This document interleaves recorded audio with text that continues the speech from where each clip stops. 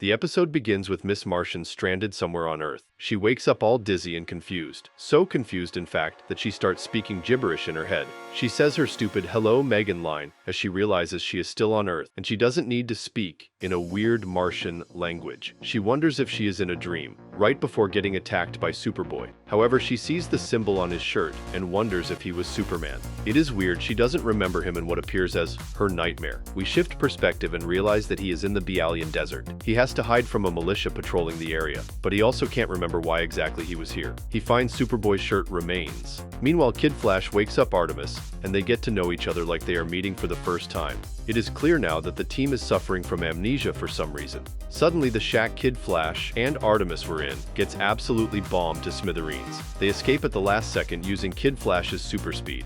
Miss Martian is flying through the desert, and she takes the time to focus just for a little bit and remember all the hidden memories with the Young Justice team. She regains everything back and decides to look for her team members. Meanwhile, Kid Flash and Artemis recollect themselves after successfully escaping the militia patrolling the desert, but they immediately get attacked by Superboy. They try to fend for themselves, but all three get attacked by the militia that found them again. Their cries of pain attract Miss Martian to fly to their location. Superboy gets distracted and focuses on the militia's tanks, leaving time for Kid Flash and Artemis to escape. It doesn't take long for the militia's jets to find them and attack, however, but Miss Martian talks to them telepathically and arrives at their location.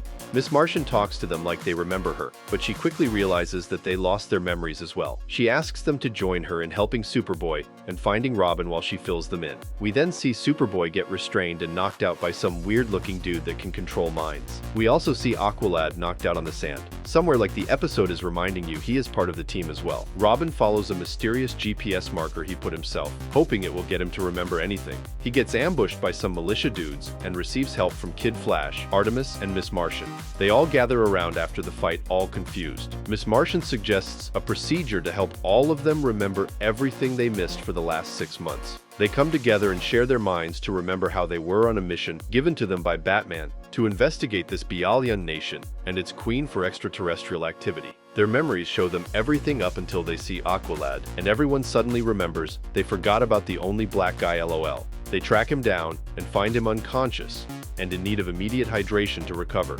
They all debate on how to carry his body to a suitable place, and the only one that can do that is Miss Martian. But Miss Martian refuses because she wants to go and help her boyfriend. She leaves them even when they try to convince her. And that was the most annoying thing I have seen in this show so far. My god.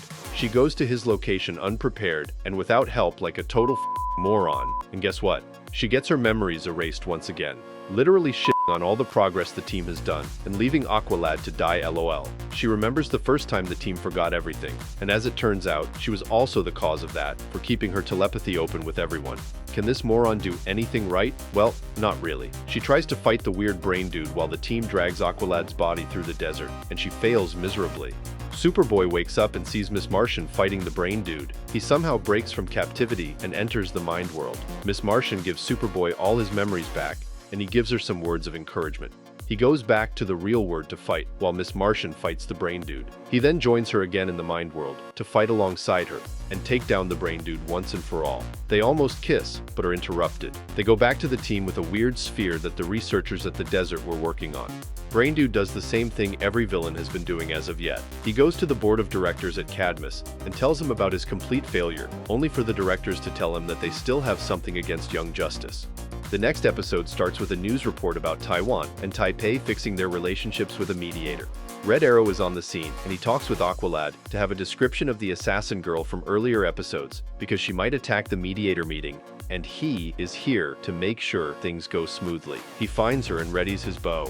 She tries to attack the mediator, but he stops her at the last second and fights her. He manages to defeat her, and the mystery mediator is revealed to be none other than Lex Luthor. The assassin girl is apprehended by the police, and Luthor vouches for Red Arrow to be let go by the authorities. Red Arrow tells him he knows what he is, and Lex does not attempt to deny it, but explains how his goals align with what's good in this situation.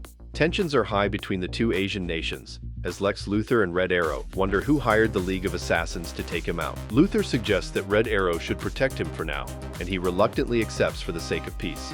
Meanwhile, back at the Young Justice Cave, Superboy and Miss Martian get ready to leave for school. They pick their new human names and disguises, while Miss Martian is swooning all over Superboy and his killer body. While this is happening, Red Arrow talks with the assassin girl in prison. He tries to interrogate her, but he gets absolutely nothing from her, except some teasing action. Suddenly, her cell wall blows up, and another member of the League of Assassins shows up to help her escape. Red Arrow tries to chase them, but he gets thwarted off easily. He only manages to leave a single tracker on their escape helicopter. He follows them and catches their secret meeting with Ra's al Ghul. The man immediately catches Red Arrow snooping, and everyone attacks. They manage to corner Red Arrow. Superboy and Miss Martian start their school day, and a simple misunderstanding gets Superboy reprimanded from the biggest jock in school. Miss Martian, on the other hand, gets asked to join the cheerleaders, because they saw how stupid she looked, obviously. Anyway, back to our even dumber boy Red Arrow. He manages to escape total death at the last second. He calls Lex Luthor to inform him that he is indeed dumb, and he needs some help. Back to school, Superboy impresses everyone in class with his knowledge, but also his questions about racism and conflict. Miss Martian tries to help by telling him that even Martians are racist to their minorities. Lex Luthor holds the peace talk, but the assassin girl disguises herself to try to infiltrate the place. Aqualad, who is suddenly here for some reason, immediately catches her and stops her plans of exploding the whole damn place. The League of Assassins join her, and everyone fights. Aqualad goes sicko mode and attacks the League, but ultimately gets stumped by the assassin girl. They are defeated in the end by Lex Luthor's cyborg assistant. This leads the two nations to appreciate life more and agree to sign a peace treaty. Red Arrow and Aqualad have a talk after the fight, and they discuss what one of the League goons said about the Young Justice team having a mole on the inside. We then see Lex Luthor share a drink with Ra's al Ghul, as it looks like all of this was planned to further Cadmus's goals. Not a lot to say, really. Things are quietly heating up with the inclusion of Lex Luthor, but yet again, it does nothing but excite me for what's to come. The challenges until now have been super generic, and the villains are also run-of-the-mill with nothing sparking any excitement right now. Also, Superboy's relationship with Miss Martian feels rushed for me, but that just might be my opinion. This brings us to the end of today's video. Don't forget to leave a like and subscribe to our channel to get more videos like this one. Your support helps us grow. And tell me, what do you think of these two episodes? Who do you think is the mole, and why is it so obviously Artemis LOL? Let me know in the comments below. I read them all. And if you're watching till now, thank you. I'll see you in another video soon.